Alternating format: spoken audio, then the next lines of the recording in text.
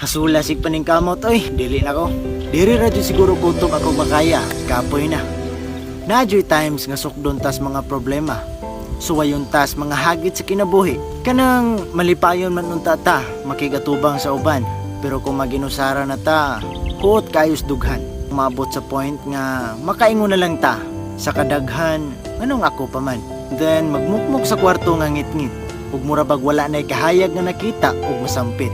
Kabalo ka, gusto lang na akong isulti sa imuha. Nga dili ra ikaw ang naay gisagubang nga dakong problema. Posible nga hasta ng tao nga giatubang nimo naay problema nga mas dako pa sa imo.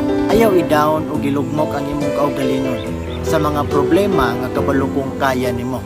Nabuhi ta diri sa kalibutan nga naay rason ug naay tagsa-tagsa ka mga responsibilidad. Sa unang pagbuka pa lang nato sa atong mga mata, nakasuwat na atong linya ning kalibutana. Pagsuway og problema